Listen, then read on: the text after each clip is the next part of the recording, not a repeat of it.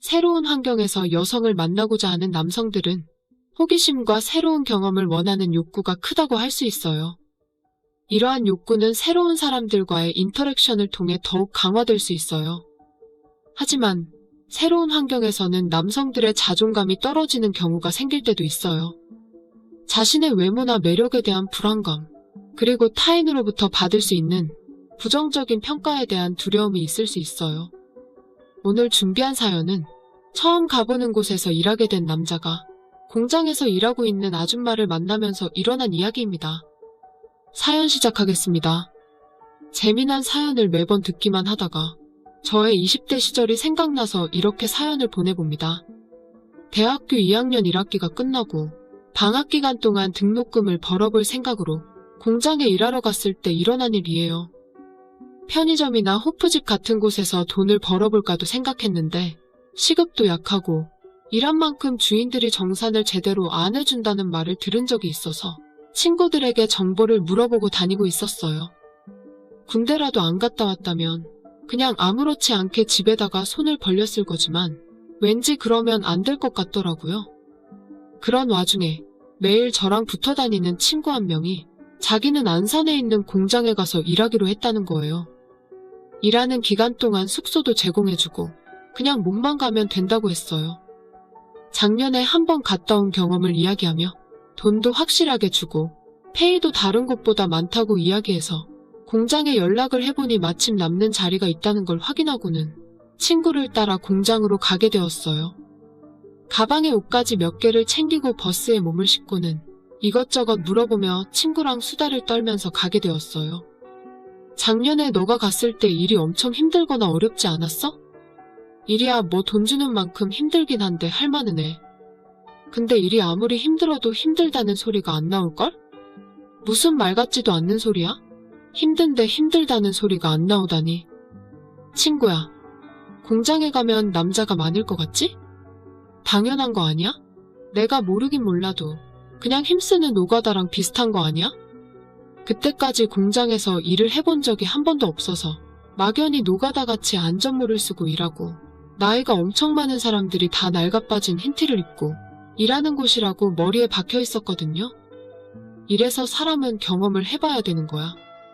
물론 까대기 같은 걸 하면서 힘든 일도 많이 하지만 자동화가 많이 되어서 업종별로 편차는 있는데 우리가 가는 곳은 남자는 거의 없고 여자만 바글바글 하거든. 작년에 그 중에서 아줌마 좀 꼬셔서는 한 그릇 하면서 시간 가는 줄 모르게 일했어. 아참, 너 아줌마들 음식 솜씨 기가 막히니깐 살찔 준비해. 라고 하더니 의미심장한 미소를 짓는 거예요. 갑자기 음식 이야기를 하니깐 이게 정신이 나갔나 생각하는 것도 잠시, 친구는 자기가 만난 아줌마들과 사랑을 나눈 이야기를 디테일하게 들려주는데 저도 모르게 마음이 설레이고 어느샌가 아래쪽이 불끈거리기 시작했어요. 그렇게 웃고 떠들면서 가다 보니 저희는 어느덧 공장에 도착했어요. 도착해서는 감독관이라는 사람이 나와서 숙소랑 앞으로 일할 곳을 잠깐 보여주고 오늘은 쉬고 내일부터 일을 시작하면 된다고 하더군요. 숙소에다가 짐들을 풀어놓고는 친구랑 공장 한 바퀴 산책을 하며 구경을 한 후 다음날 일할 걸 대비해서 일찍 잠들었어요. 새벽에 일어나서 가볍게 아침을 때우고는 친구랑 함께 공장으로 출근을 하였습니다. 여기만 그런 건지 아님 다른 곳도 다 이런 건지 모르겠지만 현장에서는 근무하고 있는 모든 사람들을 모아서 체조를 하더라고요. 그나마 국민체조라 어렵지 않게 따라하면서 친구 말이 사실인지 확인할 생각으로 여자들을 빠르게 스캔했어요. 친구가 했던 말은 거짓말은 아니었는데 뭔가가 생각하던 거랑 조금 틀린 거예요. 체조를 하려고 모여든 분들은 대부분이 여성분들은 맞았어요. 하지만 나이대가 40 정도 보이시는 분이 제일 많았고 그 다음 50대 그리고 간혹 30대로 보이는 여성분들이 있었어요. 그러면 그렇지라고 생각하며 실망을 하다가 반장이 저희를 부르더니 앞으로 해야 될 일들을 알려주기 시작했어요. 몸에 안 익어서 그런 건지 원래 힘든 건지 일이 좀 끝나고 쉴만 하면 자비를 어디서 또 물어와서는 하라고 하고 집에서 쓰는 비닐 랩 같은 걸 하나 던져주는데 사이즈가 제 몸통만한 걸 들고 와서는 툭 던져주면서 감으라고 하는 거예요. 정말 거짓말 안 하고 그날 퇴근할 때까지 하루 종일 뱅글뱅글 돌면서 제품을 감았네요. 힘들기도 하고 단순 작업이라 지겹기도 했지만 이거 하나는 좋았어요. 공장 아줌마들은 매일 아저씨들만 보다가 총각이 왔다는 그 자체 하나만으로 귀하듯이 대해주는데 엄청 잘해주는 거예요. 잘한다고 칭찬은 기본이고 틈틈이 당 떨어진다고 과자에, 다른 아줌마는 과일을 싸와서는 같이 먹자고 쉬는 시간마다 옆에 오고, 수다 떨기 좋아하는 아줌마는 걸쭉한 색드립은 기본으로 날리면서 좋아라 웃는 거예요. 왠지 가만히 있으면 쑥맥 소리를 들을 것 같아서 같이 맞받아치면서 재미있게 놀면서 일했어요. 그 중에 유독 저를 챙겨주고 잘해주는 아줌마가 있었어요.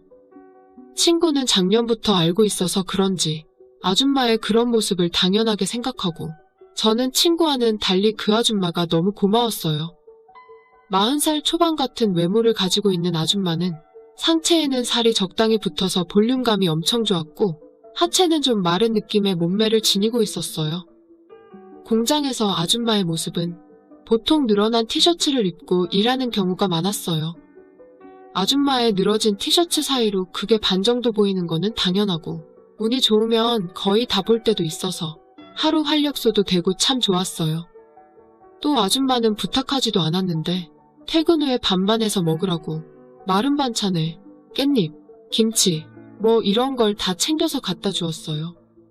그러다가 어떻게 아는지 떨어질 때쯤에는 말도 안 했는데도 알아서 반찬을 다시 갖다 주시는 거예요. 아줌마의 그런 모습에 고마워하는 저와는 달리 친구 녀석 반응은 좀 이상한 게, 전부터 그래왔던 것처럼 당연하게 생각하는 것 같고, 매번 받을 때마다 잘 먹어도 나중에 고생한다면서 키득키득 웃으면서 쳐다보는 거예요. 공장에서 일하면서 만난 아줌마들은 대부분 가정이 있거나 이혼해서 애를 키우려고 돈 벌러 나오신 분들이 많았어요. 그 아줌마도 마찬가지로 남편이랑 애가 있었고 생활비라도 벌려고 일하러 나오신 거였어요. 남편은 노가다 일을 하고 있는데 일거리가 있는 지역으로 가서는 몇 달이고 하다가 온다고 했어요. 원래는 식당을 하다가 말아먹고 일 배운 지 얼마 안 되어서 돈을 많이 못 번다고 하더라고요. 첫 달은 그렇게 지나가고 월급날이 되어서 고마운 마음에 술이라도 한 번 사려고 아줌마한테 가자고 했어요. 친구랑 저랑 남자가 둘이라고 짝 맞추어서 놀자며 자기랑 친한 공장 아줌마 한 명에게 연락해서 나오라고 하고는 4명이서 술자리를 갖게 되었어요. 매일 보던 사이라서 현장 반장을 안주 삼아 씹으면서 즐겁게 술을 먹다가 같이 나온 아줌마가 저랑 자리를 바꾸자고 하는 거예요. 총각 선보는 것도 아니고 남자 여자 따로 앉는 건 좀 아니지 않아? 이리로 와서 앉고 난 저 총각 옆에 가서 놀아야겠다. 오늘 내 신랑 해줄 수 있지? 순간 당황해하며 친구를 쳐다봤는데 이 녀석은 이 순간만을 기다렸다는 듯이 저보고 빨리 가라며 손짓을 했어요. 그때부터 4명이서 커플 게임을 하면서 술을 먹기 시작했어요. 여러 가지 게임들을 하면서 술을 먹다가 취기가 어느 정도 오르니 친구가 손병호 게임을 하자는 거예요. 각자 손가락 5개를 펴서는 질문에 해당되는 사람이 손가락을 하나씩 접어서 제일 먼저 다 접는 사람이 술을 먹는 게임이거든요. 처음에는 잔잔한 걸로 시작해서 결국에는 딥한 걸로 들어가기 시작했어요. 친구가 먼저 지금 젖은 사람 접어. 그 질문에 깔깔깔 웃으면서 친구 옆자리에 앉아있는 아줌마가 접는 거예요. 다음 친구 옆에 앉아있는 아줌마가 말할 차례였고, 지금 섰는 사람 접어 라고 말하는데 친구 녀석이 조용히 접는 거예요. 솔직히 질문이 조금 딥한 정도였지 남자가 설 수 있는 정도는 아니었는데 이 녀석이 접길래 너무 어이가 없어서 웃음이 나왔어요. 그때 눈치를 보던 아줌마가 팔꿈치로 옆구리를 쿡쿡 찌르더니 눈짓으로 테이블 아래를 가리키는 거예요. 처음에는 이해를 못해서 눈만 동그랗게 뜬 채 아줌마를 쳐다보니깐 다시 쿡쿡 찌르면서 눈짓을 보내길래 상황을 이해할 수 있었어요. 저만 둘이서 무슨 짓을 하고 있는지 몰랐던 거예요. 테이블 밑에서 친구랑 그 아줌마는 바쁘게 손을 움직이면서 서로 마음을 표현하고 있었어요. 그제야 눈치를 채고 친구를 화장실로 따로 불렀어요. 오늘 밖에서 자고 내일 출근할 거야? 그건 좀 힘들 듯. 남편이 야간하고 아침에 들어온다고. 밖에서 자는 건 안 된다고 하던데. 벌써 그런 것까지 다 파악한 거야? 부러워하면서 이렇게 물었고 친구 녀석은 넌 어떻게 할 건데? 난 숙소로 가야지. 작업도 아직 안 했어. 야, 이 멍청아. 진짜 술만 먹고 있는 사람이 어딨냐? 아니, 그게 옆에 아줌마는 그런 쪽이 아닌 것 같아서 쉽게 접근을 못하겠더라. 아줌마는 옆에 앉아서는 호응만 해줄 뿐 그런 쪽으로는 낌새가 없었거든요. 아이고, 인간아. 오늘 여기 아줌마들이 왜 나왔겠어? 오늘 내가 희생한다. 나가서 대실하려고 했는데 너 때문에 안 되겠다. 일단 다시 가서 노래방 갔다가 집에 가자고 하자. 그렇게 저희는 화장실에서 나가서 아줌마들에게 노래방을 같이 가자고 했고 아줌마는 시계를 잠깐 확인해 보더니 그러자고 했어요. 노래방에 도착한 저희들은 과일 안주 하나랑 맥주를 시켜서 놀기 시작했어요. 트로트도 불렀다가 힙합도 부르며 엄청 분위기를 띄워서 놀기 시작했고 잠시 후 친구 녀석은 화장실 간다고 하고는 나가는 거예요. 5분쯤 있다가 친구랑 같이 있던 아줌마도 전화 걸 때가 있다면서 어색한 얼굴을 하고는 나가버렸어요. 분위기가 딱 그거 같더군요. 4명 중 2명이 나가버리니깐 노래 부르고 놀기도 뭐해서 맥주를 따라서 그녀와 먹기 시작했어요. 힐끔힐끔 기회를 보다가 슬쩍 아줌마 허벅지에 손을 올려보았고 꼼지락 거리면서 반응을 살펴보는데 거부하는 모습은 없고 조금 움찔거리기만 하더라고요. 용기를 내어서 안쪽으로 조금씩 아주 조금씩 이동을 하기 시작했고 목적지가 곧 다가올 때쯤 가만히 있던 아줌마가 팔을 잡으면서 몸을 틀어서는 저를 쳐다보는 거예요. 그녀는 제 귀에다가 자신을 입을 갖다 대고는 속삭였어요. 총각 미안해. 내가 오늘 준비가 안 되었어. 그냥 재미있게 놀다가 가는 걸로 하자. 오늘은 이걸로 참아. 하더니 뽀뽀만 살짝 해주는 거예요. 결국 퇴짜 맞은 거라 기분이 급격하게 안 좋아져서 맥주만 계속 먹으면서 친구를 기다렸어요. 30분쯤 지나니 노래방 문이 조용히 열렸고 친구 커플이 들어왔어요. 문을 열며 들어오는 커플 얼굴에는 홍조가 가득했고 세상을 다 가진 듯한 표정을 하고 있는 친구를 보니깐 너무 부러운 거예요. 좋았겠다. 부럽기도 하고 짜증도 올라와서 친구한테 술도 어느 정도 먹은 것 같다고 숙소로 가자고 하고는 아줌마들이랑 헤어졌어요. 숙소로 가서는 혼자 외로움을 달랜 후 잠들었네요.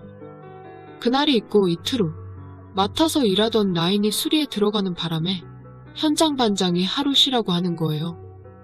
친구는 일을 하고 있고 저만 쉬게 되어서 숙소에서 휴대폰 게임이나 하면서 뒹굴거리고 있었어요. 그러다 잠깐 잠들었는데 누가 노크하는 소리가 들리는 거예요. 깜짝 놀라 일어나서 시계를 보니 점심시간이더라고요. 현장 반장이 허드렛 일하라고 데리러 온 건 아닌가라는 생각이 들어서 짜증난 목소리로 누구세요? 라고 말하며 문을 열었는데 아니나 다를까 아줌마인 거예요. 아줌마 손에는 냄비가 들려져 있었고 문이 열리자마자 주위를 한번 살피더니 방으로 급하게 들어오는 거예요. 그날 까인 기억에 뾰루퉁하게 쳐다보니깐 점심을 같이 먹으려고 추어탕을 끓여왔다며 바닥에 분주하게 깔더니 같이 먹자는 거예요. 자다가 깨서 그런지 입맛이 없었는데 냄새를 맡으니 몸은 배가 고팠는지 침이 고이기 시작했어요. 냄비 뚜껑을 열어서 추어탕을 보는데 양이 너무 많은 거예요. 친구라도 불러서 같이 먹으려는 생각에 휴대폰을 꺼내니깐 아줌마는 갑자기 벌떡 일어서더니 휴대폰을 잡으면서 둘이서만 먹자고 하는 거예요. 그 말을 하던 아줌마의 얼굴은 초조하면서도 잔뜩 상기된 것 같은 표정을 하고 있었어요. 어쨌든 요상한 느낌은 뒤로 한 채 햇반을 전자레인지에 2개 넣어서 돌리는데 뒤에서 아줌마가 그때는 미안했어. 그날은 내가 좀 몸이 안 좋았거든. 뭐 이런 식으로 이야기를 하기 시작하는 거예요. 그 이야기를 다시 꺼내니까 기분이 좀 안 좋아지기 시작해서 무시한 채 햇반을 놓고 밥을 한 숟가락 뜨려고 하는데 손을 덥석 잡는 거예요. 오늘은 괜찮은데. 그날 나 마법에 걸려 있었어. 이렇게 이야기하면서 가까이 다가오기 시작하는데 머릿속이 복잡해지기 시작하는 거예요. 마법에 걸렸다면 거절한 것도 이해가 되긴 했지만 술도 안 먹고 낮에 찾아와서 이러는 게 도저히 이해가 되지 않아서 함정은 아닐까라는 생각이 들기 시작하는 거예요.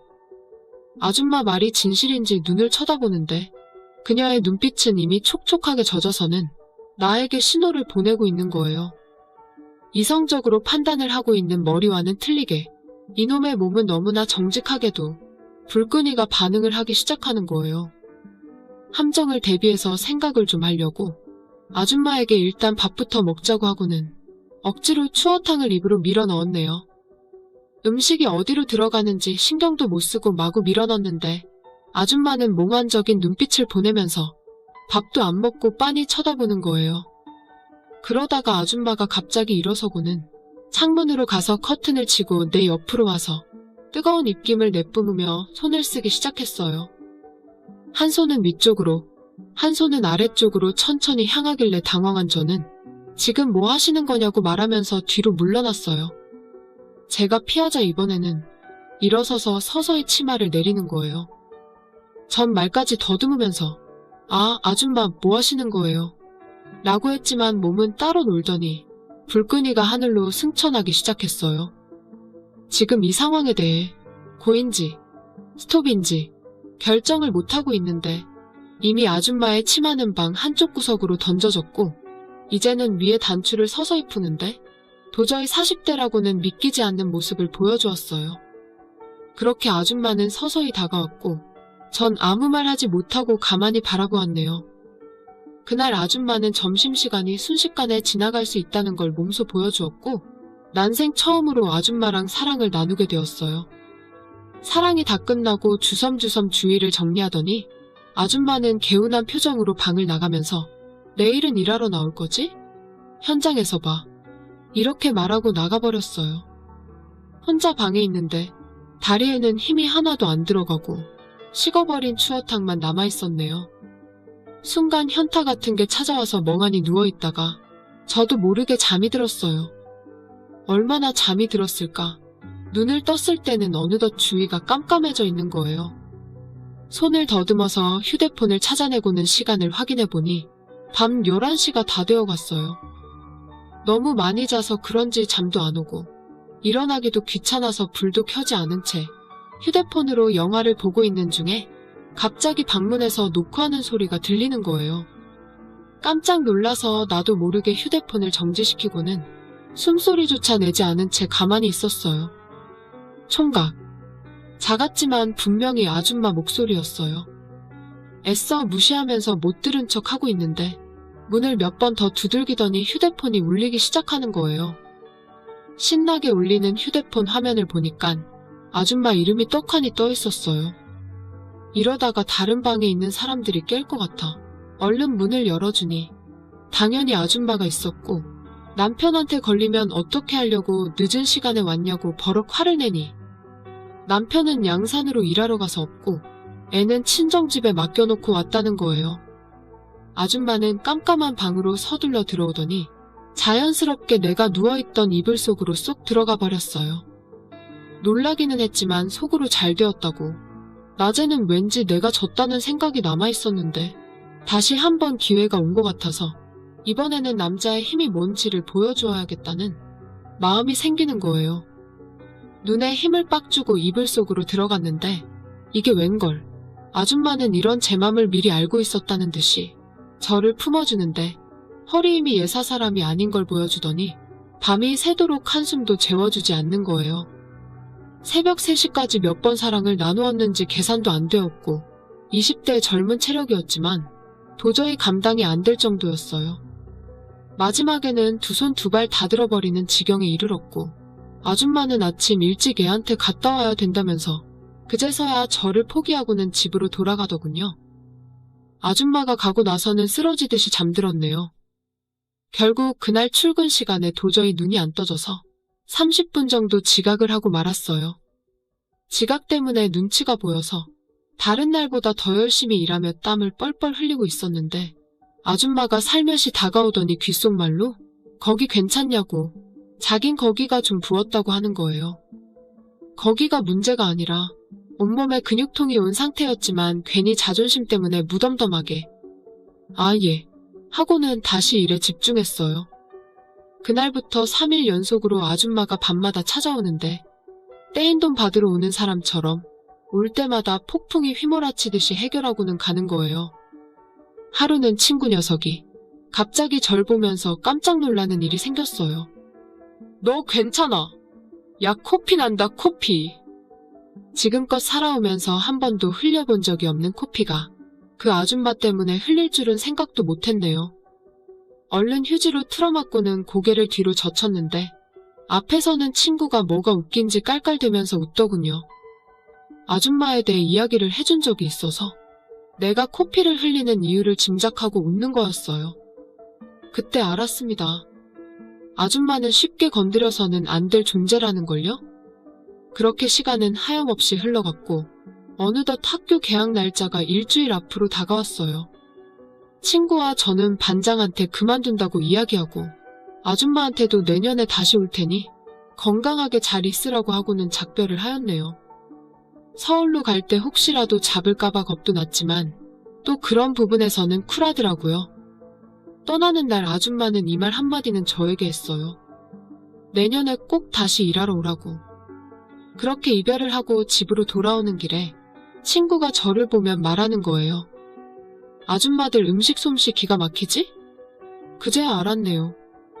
처음 내려오는 날 버스 안에서 친구가 아줌마들 음식 솜씨가 기가 막히다고 저에게 웃으며 했던 말을요. 여기까지가 오늘 준비한 사연이었습니다. 여러분의 구독은 영상 제작에 많은 도움이 됩니다. 사연 읽어주는 언니였습니다. 제가 막 제대하고 민간인 신분으로 돌아온 지 보름도 채 되지 않았던 시절, 정확히 23세 때 일이에요. 주말 저녁 친한 선배와 포장마차에서 소주를 기울이며 느긋하게 시간을 보내고 있었습니다. 그런데 갑자기 어디선가 40대쯤 되어 보이는 아줌마 한 분이 다가오더니 대뜸 우리와 합석을 하고 싶다고 말하는 거예요. 총각들 심심하면 우리랑 노는 건 어때? 뭐지? 이게 뭔 상황이지? 헌팅 포차도 아닌데 이게 웬 난리인가 싶었죠. 어이없어 어쩔 줄 몰라 하면서도 두 남자가 술잔을 주고받는 평범한 저녁이라 뭔가 새로운 일이 생긴 건 반가웠던 것도 사실입니다. 언뜻 봐도 나이 차이가 꽤 있어 보여 고민되긴 했지만 친구가 한마디 했죠. 오늘 아니면 이런 황당한 경험 못 해보는 거 아냐? 재미삼아 해보자. 어쩜 원나잇도 가능할 수 있잖아. 원나잇이란 말이 귀에 팍 하고 박히더군요. 너 여자 안 만난 지 꽤 되지 않았어? 나 한참 됐지. 그러니깐 짜샤. 일단 같이 술 한잔 해보는 거지. 너 맘대로 해. 결국 우리 둘은 합석을 허락했습니다. 가까이서 보니 그분은 생각보다 젊어 보였어요. 대략 39쯤? 세련된 스타일로 첫인상은 지적이고 깔끔한 아나운서 이미지랄까요? 속으로 생각했죠. 그래, 오늘만큼은 기분 내키는 대로 놀아보자. 술 기운이 오르자 분위기는 점점 화기애애해지고 서로 말도 놓으면서 편해졌고 술게임도 했네요. 대화 도중 알게 된 건 한 분은 이혼을 전제로 별거 중이었고 다른 한 분은 6개월 전에 이혼했다는 사실이었죠. 그중 이혼했다는 누님이 제 매칭 상대가 되었는데 나이는 39, 25에 결혼해서 현재 중학생 딸이 하나 있다고 했습니다. 딸은 아빠와 살고 있다더군요. 그 누님이 참 재미있었습니다. 겉으로는 다소곳하고 조신한 척했지만 술이 한 잔, 두 잔 들어가자 본심을 드러내더라고요. 제 옆에 바싹 붙어 앉더니 영계랑 한번 만나보고 싶네라며 노골적으로 들이댔죠. 기분이 나빴냐고요? 전혀요. 술자리가 끝날 무렵 그녀가 말했어요. 우리 집에 가서 한 잔 더 할래? 그 말에 저는 잠시 고민하다 택시를 잡아타고 그녀의 집으로 향했습니다. 그때부터였던 것 같아요. 제 머릿속은 온통 공부 대신 다른 생각으로 가득 찼죠. 또래 여자들에게는 이상하게 흥미를 느끼지 못하고 나이가 있는 미시족이나 아줌마들에게 눈길이 가기 시작했어요. 특히 나이 많은 돌싱 여성이나 아줌마들은 저에게 오히려 부담이 없었거든요. 그들 역시 젊은 남자와 대놓고 밖을 활보하기엔 신경 쓰이는 부분이 많았으니 주로 실내에서 시간을 보내는 게 당연했죠. 데이트 장소는 보통 모텔이나 그녀들의 집 아니면 차 안에서 드라이브를 즐기는 정도였어요. 배가 고프면 배달 음식을 시켜 먹고 드라마나 영화를 보며 하루 종일 뒹구는 데이트. 그런 생활은 원래부터 집돌이 기질이 강했던 저에게 딱 맞았습니다. 또래 여자애들과 만나면 매번 어디로 데이트를 가야 할지, 저녁은 뭘 먹어야 할지 고민하고 맛집을 검색하며 신경 써야 할 게 한두 가지가 아니었거든요. 하지만 아줌마들과의 만남은 달랐어요.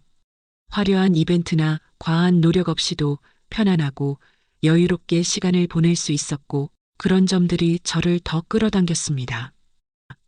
고등학교 친구한테서 오랜만에 전화가 왔죠.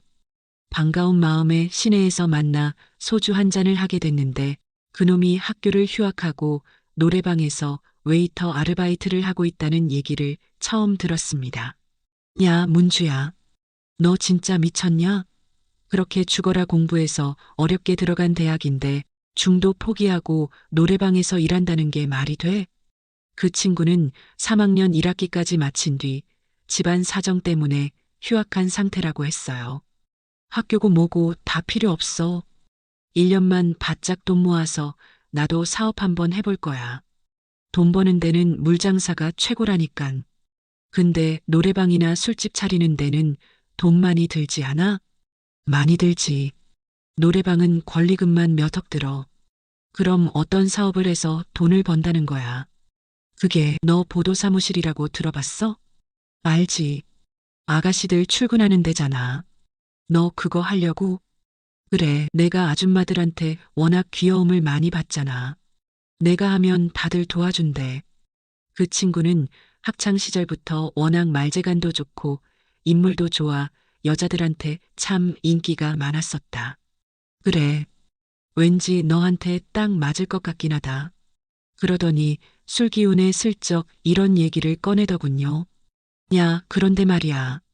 나 친한 아줌마들이 남잘 소개시켜달라고 하네. 너 한번 만나볼래? 갑자기? 그게 뭔 소리야? 아니, 손님 중에는 여자 손님들도 종종 있단 말이야. 그래서 고객 관리 차원에서 소개팅 한번 시켜주려고 그러지. 요즘 아줌마들 말이야. 집에선 완전 요조 숙녀인 척하지만 밖에 나오면 다 오픈 마인드야. 내가 아는 아줌마는 맨날 남자가 바뀌어서 놀러 다닌다니까? 그러더니 덧붙여 이런 얘기를 했습니다. 하루는 그 아줌마들 중 하나가 나한테 연계해. 한번 만나보고 싶다고 괜찮은 사람 있으면 소개해 달라는 거 있지. 그 말에 웃음이 터지면서도 속으론 이미 호기심이 발동했죠. 야, 그런 거라면 나도 한번 만나보고 싶네. 대신 돈 많고 새끈한 아줌마라 부탁해. 그리고 드디어 약속한 날이 다가왔습니다. 친구가 말했던 그 아줌마들을 만날 생각에 묘한 설렘과 긴장이 교차했죠. 40대 여성과 20대 남자의 소개팅이라니. 긴장되면서도 묘하게 설렜다. 구석진 테이블에 앉아 술 한 잔씩 기울이고 있는데 친구가 두 여성을 데리고 들어왔다. 순간 나는 깜짝 놀라고 말았다. 그중 한 명이 바로 동아리 후배의 어머니였다. 그녀를 한눈에 알아본 건 내가 예전에 후배 집에서 고기를 먹다가 그녀를 보고 밤잠을 설친 기억이 있어서였다. 그 식당은 주차장까지 합치면 규모가 무려 300평이 넘는 대형 식당이었다. 하루 매출만 1천만 원이 넘는다니 듣기만 해도 입이 떡 벌어졌다. 고깃집에서 풍기는 기름 냄새와 사람들의 활기찬 대화 소리 사이로 그녀가 계산대에 다소곳이 앉아있는 모습은 뭔가 더 특별해 보였다. 갑자기 떠오르는 생각. 이거 내 인생의 기회인가? 나는 계산이 빠른 사람이었다. 대학생으로서 여기저기 알바 뛰며 간신히 생활비를 버는 내가 이 대형 식당 사장님의 특별한 사람이 된다면 어쩌면 알바도 관두고 용돈까지 받아가며 새로운 삶을 살 수도 있을지 모른다는 기대가 생겨났다. 물론 그녀는 나를 알아보지 못했다. 그때 동아리 회식이라 여러 명이 갔었기에 내 얼굴을 기억하지 못한 것 같았다. 후배의 어머니는 나이가 40대로 보였지만 나이에 비해 활기 넘치고 당당한 모습이었다. 속으로 쾌재를 불렀다. 후배 엄마라니. 묘한 긴장과 설렘이 솟구쳤다. 친구가 두 분을 소개하며 말했다. 이분들 제 친구인데 아주 킹카입니다. 친구야, 잘 모셔. 그녀들은 내 앞에 앉아 술을 권하며 물었다. 학생 같은데 나이가 몇이야? 솔직히 말씀드리면 23살입니다. 호호호, 23살? 보기엔 더 성숙해 보여. 아, 제가 군대 갔다가 복학한 지 얼마 안 돼서 그렇습니다. 건강해 보여서 좋네. 언니, 어디가 건강해 보이는데? 혹시 그쪽이 건강해 보인다는 거야? 얘는 뭐라는 거니? 오늘 처음 만났는데 그 길 어떻게 안다고. 그런가? 그럼 이제부터 천천히 알아보면 되지. 호호. 그녀들의 시선과 말투에는 장난기가 섞여 있었다. 후배의 어머니, 김순옥, 43세. 다른 한 여성은 40세 돌싱녀. 술자리 후에는 친구가 일하는 노래방으로 자리를 옮겼다. 조용한 분위기 속에서 부드러운 음악이 흘러나왔고 친구가 노래를 부르는 동안 나는 순옥 씨에게 춤을 청했다. 그녀는 잠시 머뭇거리더니 내 손을 잡고 무대 중앙으로 나왔다. 음악에 맞춰 천천히 춤을 추며 그녀는 내 어깨에 머리를 기대더니 내 스텝을 따라왔다. 옆에서 보던 다른 여성은 부러워하는 눈치로 우리를 바라봤다. 사모님, 정말 매력적이세요. 제 맘에 쏙 들어요. 아니, 총각 말도 참 이쁘게 잘하네. 나도 아들뻘 되는 남자랑 춤을 추니 묘하긴 하네. 저도 너무 좋은데요. 자기, 혹시 바람둥이 아니야? 에이, 무슨 바람둥이겠어요. 그냥 마음에 드는 여성을 만나니 에너지가 넘쳐서 그런 거죠. 한창 그럴 나이긴 하지. 그녀와의 대화는 점점 편안해지며 유쾌하게 흘러갔다. 브루스가 끝나고 테이블로 돌아오니 그녀의 친구가 장난스레 말했다. 둘이 정말이지 화끈하게 노네. 민망해서 못 보겠다. 새벽이 되자 분위기는 한층 더 무르익었다. 적당히 취기도 오른 상태에서 우리는 각자 자연스럽게 파트너와 자리를 함께했다. 나는 그녀와 눈이 마주쳤고 그녀의 미소에는 어딘가 모를 장난기와 묘한 긴장이 섞여 있었다. 자기 많이 취한 거 아니야? 아니요, 사모님이 더 취한 것 같은데요? 사모님이라니, 이제부터는 그냥 이름 부르는 거 어때? 그럴까요? 순옥 씨? 그녀는 순옥 씨란 말에 한참을 웃더니 한 손으로 내 어깨를 툭툭 쳤다. 순옥이라고 불러주니 셀레네. 자기. 근데 나 같은 아줌마랑 이렇게 단둘이 있는 거 정말 괜찮은 거 맞아?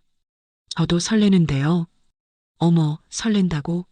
자기는 참 말을 잘하네. 어느새 새벽 공기가 차가워지기 시작했고 그녀가 말했다. 이제 슬슬 가야겠다. 오늘은 여기까지 알았지? 오늘은요? 그럼 내일은 또 볼 수 있는 건가요? 그녀는 내 물음에 피식 웃으며 대답했다. 넌 참 빠져나갈 구멍을 안 주는구나. 그래, 생각해 볼게. 그녀와 함께한 그 새벽은 단순한 즐거움 이상의 무언가가 있었다. 설렘, 긴장, 그리고 알 수 없는 기대감. 나는 그녀를 보며 생각했다. 이건 분명 시작에 불과하다. 며칠 뒤 그녀를 다시 만났다. 그리고 그녀는 나에게 진지하게 말했다. 그날 일은 다 잊어버리자. 알았지? 내가 아들 같은 너랑 뭐 하는 짓인지 모르겠어. 어떻게 잊어요? 우린 이제 건널 수 없는 강을 건너고 말았는걸요. 동식 어머니. 뭐라고? 자기가 동식이를 어떻게 알아? 저 동식이 학교 선배예요. 한 달 전에 순옥 씨 가게에서 고기 먹었어요. 그녀의 얼굴은 당황으로 물들었고 더 깊은 고민에 빠진 듯 보였다. 그랬구나. 난 전혀 몰랐네. 그나저나 우리 어쩜 좋지? 저는 후배 엄마라서 묘하게 더 끌리는데 어쩌죠? 호호. 자기 변태하냐? 그런 게 왜 끌린다는 거야? 난 민망하기만 하구만. 우여곡절 없는 만남. 너무 재미없잖아요. 그렇다고 우리 관계 서로 극복 못할 것도 아니고. 안 그래요? 그리고 그날 그랬잖아요. 앞으로 제 말 잘 듣겠다고? 서방님으로 깍듯이 모신다면서요. 그건 어제고. 그럼 하나만 물을게요. 그날 감정이랑 오늘 감정이랑 달라진 게 있으세요? 아니, 자기 좋아하는 감정은 똑같지. 그럼 앞으로도 서방님 할래요. 전, 그래 주실 거죠? 내가 뭐, 싫고 말고 할 게 있나? 자기만 나 좋다면 오케이 해야지. 대신 우리 동식이한테는 비밀이다. 알겠지? 그녀의 얼굴엔 수줍음과 긴장, 그리고 묘한 설렘이 뒤섞여 있었다. 그리고 우리의 비밀 연애는 그렇게 시작되었다. 나는 24살, 그녀는 44살. 우리는 20살의 나이 차이를 넘어 연애를 시작했다. 그게 벌써 5년째다. 처음에는 단순한 호기심이었다. 그녀가 학교 후배의 어머니라는 사실이 신선하기도 했고, 여자 보는 눈이 특이하다는 말을 종종 들었던 나로서는 그녀의 나이를 무색하게 하는 외모와 세련된 분위기가 눈길을 사로잡았다. 하지만 그녀와 만나면서 느낀 것은 외적인 매력 이상이었다. 처음엔 그녀도 나를 어린애처럼 대했다. 다정한 미소 뒤에는 은근한 성급기가 느껴졌고 그녀는 내가 한낱 호기심으로 다가왔다고 여겼다. 하지만 난 쉽게 포기하지 않았다. 10번 찍어 안 넘어가는 나무 없다는 말을 증명이라도 하듯 끊임없이 연락하고 문을 두드렸다. 결국 그녀는 내 마음을 받아들였고 우리는 진지하게 만나기 시작했다. 그녀는 나를 받아들이면서도 한 가지 당부를 했다. 우리는 언젠가는 끝내야 할 사이야. 서로 가볍게 만나자. 너를 위해서라도. 시간이 흐르며 서로를 깊이 사랑하게 됐고 헤어짐이라는 단어는 점점 더 무겁게 느껴졌다. 서로가 몇 번이나 헤어지자고 했었다. 하지만 그럴 때마다 그녀는 내 앞에서 펑펑 울었고 그 모습을 보는 게 너무 힘들었다. 그녀가 말하던 내 곁에 있으면 내가 불행해질 거야라는 말이 떠오를 때마다 현실적인 고민이 밀려왔다. 나도 언젠가 장가를 가야 하지 않을까? 정상적인 연애를 하고 내 또래의 사람과 평범한 미래를 그려야 하지 않을까? 하지만 막상 헤어지려고 하면 서로의 정이 발목을 잡았다. 때로는 남편처럼, 때로는 아들처럼 나를 살뜰히 챙기는 그녀의 진심. 어린 모습에 나 역시 흔들릴 수밖에 없었다. 그녀의 손길 하나, 눈길 하나에는 단순한 애정을 넘어선 무언가가 담겨 있었다. 어쩌면 내가 느꼈던 감정은 연인이라는 단어로만 정의할 수 없는 것이었을지도 모른다. 그녀는 나에게 연인이면서도 삶의 버팀목 같았고 보호받는 동시에 보호해주고 싶게 만드는 묘한 존재였기 때문이다. 두 사람이 어쩌면 진정한 사랑을 찾았는지도 모른다.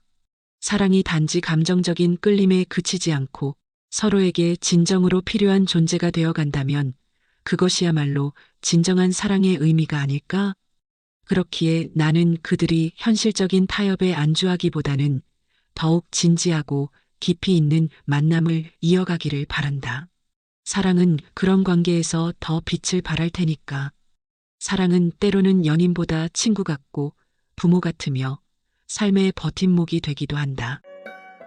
옛날 옛적 전라도 남원 땅에 양생이라는 총각이 살고 있었습니다.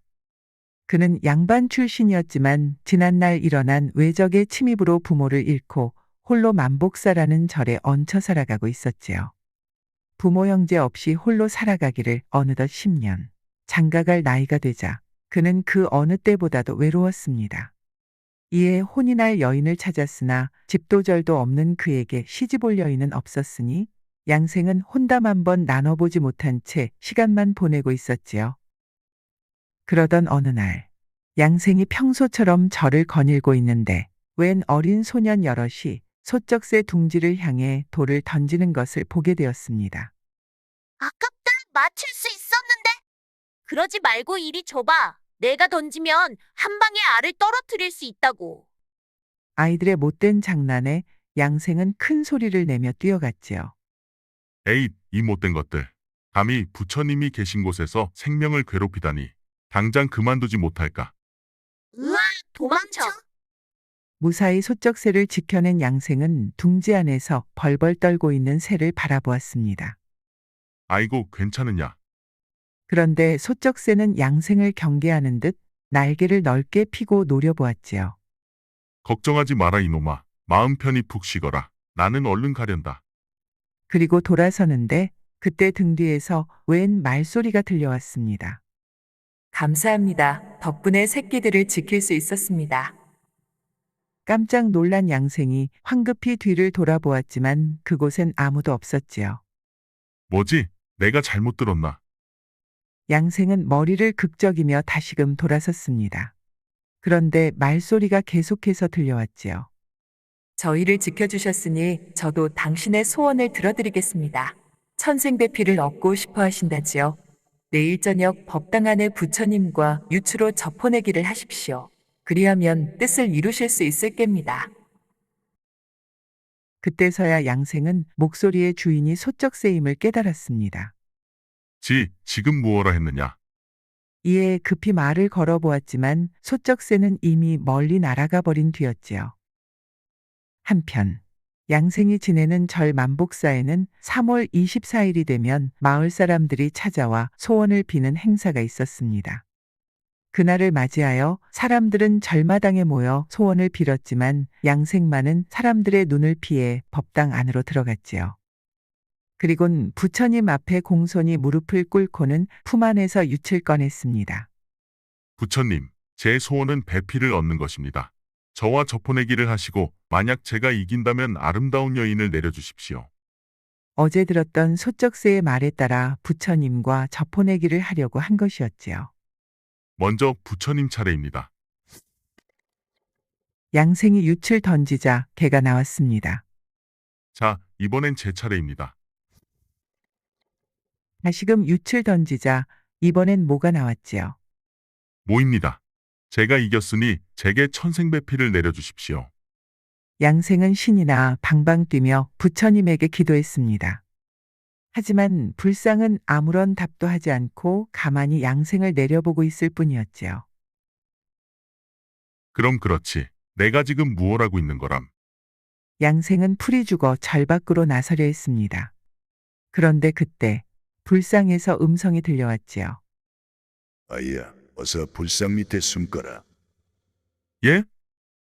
예. 의문의 음성에 양생은 급히 불상 아래 구멍에 몸을 숨겼습니다. 하지만 한참 시간이 흘러도 법당에선 아무 일도 일어나지 않았지요. 내가 정신이 나갔나 보구나. 환청을 다 듣고. 양생이 화를 내며 밖으로 나가려는데 그 순간 법당의 문이 열리더니 웬 여인 한 명이 들어왔습니다. 그런데 여인을 본 양생은 깜짝 놀라고 말았지요.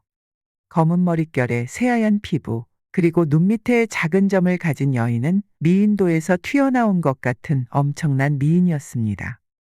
그녀는 가녀린 손으로 향로에 불을 피우고 공손히 절을 하며 말했지요. 부처님, 제 운명은 어찌 이리도 가혹하답니까? 외적이 쳐들어와 가족들과 떨어지고 저 혼자 이곳에 숨어 산 지 벌써 수년이 흘렀습니다. 절 숨기고 떠나신 부모님과는 연락이 닿질 않고 혹여 해를 당할까 산속 깊이 숨어 살다 보니 사람들과 대화 한번 나눈 적 없었습니다. 부디 이 참을 수 없는 외로움을 끝낼 수 있게 해줄 좋은 짝을 만나게 해주십시오. 말을 마친 여인은 구슬프게 눈물을 흘렸습니다. 그러자 이를 듣던 양생은 자기도 모르게 눈물이 터져나왔지요. 나와 똑같은 여인이로구나. 그간 얼마나 외로웠을까. 마치 자신을 바라보듯 안타까운 마음으로 여인을 쳐다보던 양생은 갑자기 몸을 일으켜 여인에게 다가갔습니다. 얼마나 외로우셨습니까? 그간 참으로 고생 많으셨습니다. 어머, 양생이 여인을 위로해주자 여인은 놀란 것도 잠시 이내 그의 품 안에 안겨 서러운 눈물을 쏟아냈지요. 흑흑흑. 한바탕 눈물을 쏟아내고 난 후 여인은 민망한 듯 말했습니다. 처음 뵙는 분에게 실례를 했군요. 저는 주씨 집안의 여식 선아라고 합니다. 나리께선 누구십니까? 저는 이 절에 살고 있는 양생이라 하옵니다. 두 사람은 나란히 앉아 그동안의 기구한 사연을 털어놓기 시작했습니다. 서로 비슷한 처지를 털어놓다 보니 양생은 이야기를 나누는 것만으로도 위로를 받는 기분이었지요. 그날 처음 보았지만 마치 오랜 세월 알고 지낸 듯 말이 잘 통하는 여인을 보며 양생은 무언가를 생각했습니다. 부처님과 내기 이후 만난 여인과 이렇게나 잘 통하다니. 이건 부처님이 내려주신 기회가 아닐까. 양생은 한참 동안 고민한 끝에 마침내 굳은 결심을 하고선 말했지요. 낭자, 아까 전 부처님께 마음에 맞는 배필을 내려달라 기도하셨지요? 저도 마찬가지입니다. 그런 똑같은 상황에 우리가 이리 만나게 된 것은 아마 부처님의 뜻일 겁니다. 그래서 말입니다. 낭자, 저와 혼인해 주시겠습니까? 양생의 고백에 여인은 깜짝 놀라 잠시 망설였습니다. 그러나 곧 볼을 붉히며 답했지요. 네, 좋습니다. 공자님 같은 분이라면 서로 의지하며 행복하게 살 수 있을 테지요. 그런데 중요한 약속인 만큼 의식이 필요하지 않겠습니까? 그러더니 여인은 돌연 문 밖을 향해 소리쳤습니다. 3월이 밖에 있느냐? 가서 술상을 차려오거라. 잠시 후 양생의 방으로 시녀가 술상을 가지고 왔습니다. 두 사람은 휘영청 밝은 달빛 아래 앉아 서로의 잔에 술을 따라주고 달을 향해 외쳤지요. 평생 부인만을 사랑하며 살겠습니다. 평생 낭고님만 받들며 살겠습니다. 조촐하게나마 백년가약을 맺은 두 사람은 술잔을 부딪히고선 한 잔 들이켰습니다. 그런데 신기하게도 술잔에서는 생전 맡아본 적 없는 신비로운 향기가 났지요. 부인, 이 술은 무엇이랍니까? 마치 신선주를 마시는 것 같은 기분이 드는군요. 쉿, 서방님. 지금 그것이 중요하답니까? 어서 저를 품어주시옵소서. 부인, 술을 들이킨 두 사람은 그대로 자리에 누웠습니다. 그리곤 지난날의 외로움을 잊으려는 듯 서로를 뜨겁게 끌어안았지요. 양생은 이제껏 느껴본 적 없는 따스함에 날이 새는 것도 모를 정도로 온 힘을 뿜어냈습니다. 여인 또한 그런 양생의 품에 안겨 사랑을 속삭이니 두 사람은 황홀한 첫날 밤을 보내게 되었지요. 다음 날 새벽닭이 우는 소리와 함께 만복사의 종소리가 들려왔습니다. 서방님, 아침입니다. 얼른 일어나셔요. 양생은 부인의 부름에 기분 좋게 눈을 떴지요. 그런데 그녀는 양생이 눈을 뜨자마자 그를 재촉했습니다. 서방님, 어서 일어나셔요. 예, 벌써 말입니까? 부부의 연을 맺었으니 이제 저희 집에 같이 가셔야지요. 시간이 없습니다. 얼른 일어나세요. 그렇게 둘은 서로의 손을 잡고 여인의 집으로 향했습니다. 한참을 걸어 부인과 함께 마을에 들어서자 양생은 그렇게 뿌듯할 수가 없었습니다. 이런 미인을 부인으로 맞이하다니 좀처럼 믿을 수가 없구나. 이에 잔뜩 신이 나 기분 좋게 걸어가는데 잠시 뒤 이상한 일이 벌어졌습니다. 동네 개들이 모여들더니 그들을 향해 미친 듯이 짖어대는 것이었지요. 이것들아 조용히 하지 못해. 사나운 개들로부터 부인을 지키며 양생은 계속해서 나아갔습니다. 그러다 문득 마을 어르신 한 분을 만나게 되었지요. 내가 이른 아침부터 마을에 웬일이냐? 어르신 안녕하십니까? 제가 어젯밤 천생배필을 만나 부인의 집으로 가던 길이었습니다. 양생은 어깨를 한껏 으쓱대며 어르신께 부인을 보여주었습니다. 그러자 노인은 얼굴이 환해져 말했지요. 아이고, 거참 잘 됐구나. 그래, 다음에는 내 부인을 꼭 보여주거라. 하하, 부인이 너무 미인이라 차마 제 부인이라 생각지 못하신 모양입니다. 어르신, 이 여인이 제 부인입니다. 양생이 다시금 부인을 인사시키는데 어찌된 일인지 노인은 얼굴을 잔뜩 일그러뜨리며 말했습니다. 뭐, 어쩐지 술 냄새가 나더니만은 이놈이 술이 덜 깬 모양이로구먼. 여기 여인이 있긴 어딨냐 이거사. 가서 술이나 깨고 오거라. 예? 그게 무슨 소리십니까? 여기 제 부인이 안 보이십니까? 노인의 이상한 말에 양생이 성을 내려는데 부인이 돌연 그의 팔을 잡더니 황급히 끌고 가기 시작했습니다. 서방님, 갈 길이 멉니다. 어서 가시지요. 부인을 따라가는 길. 양생은 의아한 생각이 들었지만 부인의 굳은 표정에 무어라 말 한마디 못하고 따라갈 수밖에 없었습니다. 그런데 걸으면 걸을수록 부인은 사람의 발길이 끊긴 듯한 우거진 산길로 그를 데려갔지요. 부인 도대체 사는 곳이 어디길래 이리도 길이 험하답니까? 힘드시지요, 서방님? 조금만 기다리십시오. 곧 나올 geb니다.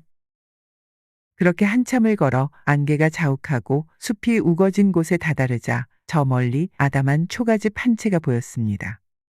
그런데 이상하게도 출발할 때까지는 아침이었건만 도착해보니 하늘엔 달이 높게 떠올라 있었지요.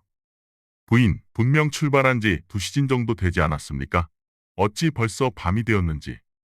2시즌이라니요? 한참은 걸었습니다. 시장하시지요? 우선 안으로 드시지요. 양생은 뭔가 이상했지만 부인을 따라 방 안으로 들어갔습니다. 방 안엔 옷가지는커녕 가구 하나도 없이 텅 비어 있었습니다. 왠지 모를 싸한 느낌에 양생은 더 이상 참지 못하고 물었지요. 부인, 아까 개들이 짖던 것도 그렇고 사람들이 부인을 보지 못한 것도 그렇고 하다못해 이 집도 무언가 이상합니다. 부인은 누구십니까? 그러자 여인은 양생을 쳐다보지도 않고 말했지요. 서방님, 저는 서방님의 부인이 맞지요? 그렇습니다. 그렇다면 제 부탁도 들어주실 수 있지요? 부탁이라니요. 부인의 말에 양생은 머리털이 삐쭉 서는 느낌이었습니다. 무슨 부탁이길래 그러십니까? 우선 뭔지 말씀부터 해보시지요. 그러자 부인은 은으로 만든 술잔 하나를 건네며 말했지요. 내일 제 아버지께서 저를 위해 만복사의 공양을 드리러 오실 geb니다. 그때 제 아버지께 이 술잔을 보여주십시오. 별거 아니로군요. 예, 그리해드리겠습니다. 그런데 낭자께선 부모님과 연락이 끊겼다고 하지 않았습니까? 그런데 그 순간 양생은 정신이 혼미해지더니 이내 쓰러져 버리고 말았습니다. 잠시 후 눈을 뜬 양생은 주변을 둘러보았습니다. 그런데 이게 무슨 일인가요? 그는 자신의 방에 누워 있었지요. 한바탕 꿈이었단 말인가? 믿기지 않는 현실에 놀라는 것도 잠시 양생은 우선 제 몸부터 확인했습니다. 다친 곳은 없어 다행이구나. 그리곤 팔을 들어 맺힌 땀을 닦는데 양생은 깜짝 놀라고 말았습니다. 그의 손에는 어젯밤 여인이 건네준 은잔이 쥐어져 있었으니까요. 이럴 수가. 꿈이 아니었던 건가? 그는 은잔을 보자마자 어젯밤 부인의 부탁이 떠올랐습니다. 제 아버지께서 만복사에 오실 geb니다. 아버지에게 이 잔을 보여주세요. 필시 무언가 뜻이 있으리라 생각한 그는 황급히 방 밖으로 뛰쳐나갔지요. 양생은 버선발로 만복사 이곳저곳을 돌아다녔습니다. 하지만 아무리 돌아다녀도 여인의 아버지로 보이는 사람은 없었지요. 단지 꿈이었던 걸까? 그런데 그때 거대한 행렬 하나가 만복사에 들어왔습니다. 가마에서는 높으신 분인 듯 보이는 노인이 내리고 그 뒤로는 하인들이 줄을 섰지요.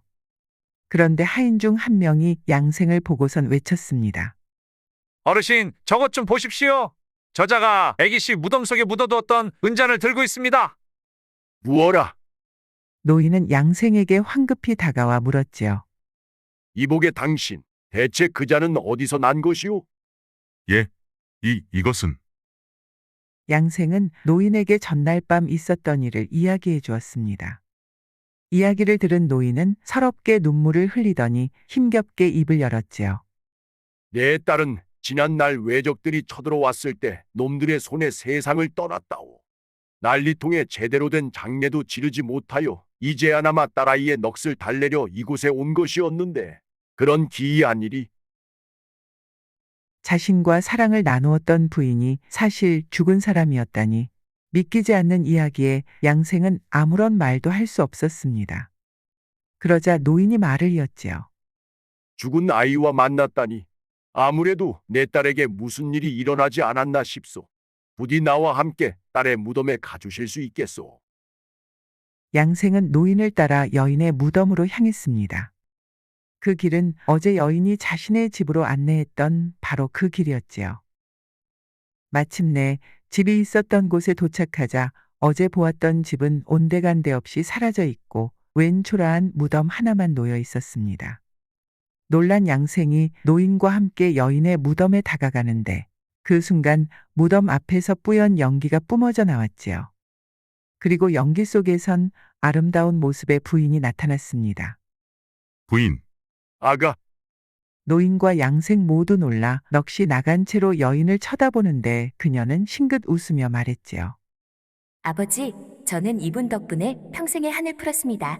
천생배피를 찾았으니 이제 외롭지 않게 환생할 수 있게 되었어요. 그러니 이제 제 걱정은 말고 편히 사셔요. 그리고 낭군님, 저는 이제 죽어도 여한이 없습니다. 떠나는 길 외롭지 않게 지켜주셔서 참으로 감사했습니다. 이 은혜는 절대로 잊지 않겠습니다. 부디 행복하게 사시기를. 여인은 마지막 말만을 남기고 안개 속으로 서서히 사라져갔습니다. 부인. 아니되오 부인. 양생이 재빨리 부인을 잡으려 했지만 그녀는 이미 사라진 뒤였지요. 시간은 무심히도 흘렀습니다. 양생이 기이한 일을 겪은 지 어느새 17년이라는 시간이 흘렀지요. 그동안 양생은 과거에 급제하였고 높은 관직에 올라 남부러울 것 없는 삶을 살고 있었습니다. 하지만 그의 곁에는 여지껏 부인이 없었지요. 양생은 아직 만복사에서 연을 맺었던 부인을 잊지 못했기 때문이었습니다. 양생은 며칠 전부터 계속 부인의 꿈을 꾸고 있었습니다. 이에 그는 부인의 넋을 기리고자 오랜만에 만복사에 찾아왔지요. 부인, 어찌하여 내 꿈에 계속 나오시는 게요? 내가 혹 당신을 잊었을까 두렵기라도 하셨소? 걱정 마시오. 내가 어찌 당신을 잊을 수 있겠소? 그런데 그때였습니다. 누군가 양생의 어깨를 두드렸지요. 이에 고개를 돌려보는데 이게 무슨 일인가요? 그곳에는 그토록 그리워하던 부인이 서 있었습니다. 부인? 양생이 깜짝 놀라 눈만 꿈뻑거리고 있는데 부인이 환하게 웃으며 말했지요. 낭군님, 보고 싶었습니다. 저 정말 부인이 맞는 게요? 놀란 양생이 떨리는 목소리로 묻자 부인이 따스히 안아주며 답했습니다. 예, 저는 낭군님 덕분에 환생한 이후 김대감님 댁에서 다시 태어났답니다. 그리고 이렇게 낭군님의 색시가 되기 위해 다시 찾아왔지요. 낭군님, 부디 저와 혼인해 주시겠습니까? 부인, 다시 찾아온 3월 24일. 행사를 맞아 이번에도 만복사에는 사람들이 가득 모여 있었습니다. 그런데 이번 행사는 무언가 달랐지요. 사람들이 소원을 비는 것이 아닌 누군가의 혼례를 축하하고 있었으니까요. 신부가 아주 예쁘네. 환생에서 다시 만난 귀한 짝이라지? 바로 양생과 그의 부인 선화의 혼례였습니다. 그날 밤 성대한 혼례식을 치룬 두 사람은 첫사랑을 나누었던 만복사의 작은 방에 다시 누웠습니다. 부인, 그날을 기억하십니까? 예, 그럼요. 이날이 다시 오기만을 손꼽아 기다려왔는걸요. 그날과 똑같이 아름다운 부인을 안고 있다니 참으로 꿈만 같습니다. 꿈이 아니옵니다. 서방님, 어서 저를 안아주시옵소서. 두 사람은 그리워했던 지난 날을 보답이라도 하듯 서로를 끌어안았습니다. 긴 시간이 흘렀음에도 그들은 처음 만났던 그 순간으로 돌아가 날이 새는 것도 모르게 사랑을 나누었지요. 다음 날 아침 해가 뜨자 소쩍새의 울음소리와 함께 만복사의 종소리가 들려왔습니다. 부인, 벌써 아침이 밝았소. 눈을 떠보시오. 이번에는 양생이 소근한 목소리로 부인을 깨웠지요. 저기 뒤에 소쩍새 둥지가 있는데 한번 보러 가는 것이 어떻겠소? 부시시 눈을 뜬 부인은 환히 웃으며 답했습니다. 네, 좋아요, 서방님. 두 사람은 손을 꼭 잡고 소쩍새를 찾아갔습니다. 그들의 머리 위론 소쩍새의 힘찬 울음소리가 널리 울려 퍼졌지요. 그렇게 그들은 서로의 손을 놓지 않고 평생 동안 곁에서 행복하게 살아갔다고 합니다. 맹자께서는 말씀하셨습니다. 어린아이가 우물 속으로 빠지는 것을 보면 누구라도 돕게 된다. 이는 사람이 측은지심을 가지고 있기 때문이다. 이야기 속 양생은 맹자의 말씀처럼 공경에 처한 이들을 그냥 지나치지 못했습니다. 그가 소쩍새와 울고 있는 여인을 도운 것은 무언가를 바라고 한 행동이 아닌 측은지심이 들었기 때문일 테지요. 측은지심이란 다른 사람의 불행을 불쌍히 여기는 마음을 뜻합니다. 하지만 살아가다 보면 종종 측은지심을 외면하고 공경에 처한 사람들을 그냥 지나칠 때가 있지요. 맹자께서는 측은지심은 인간의 본성이라고 하셨습니다. 오늘은 우리 마음속에 있는 측은지심을 꺼내어 주변에 인정을 베풀어 보는 건 어떨까요? 그러면 그 인정이 돌고 돌아 양생처럼 큰 복을 받게 될지도 모르니까요.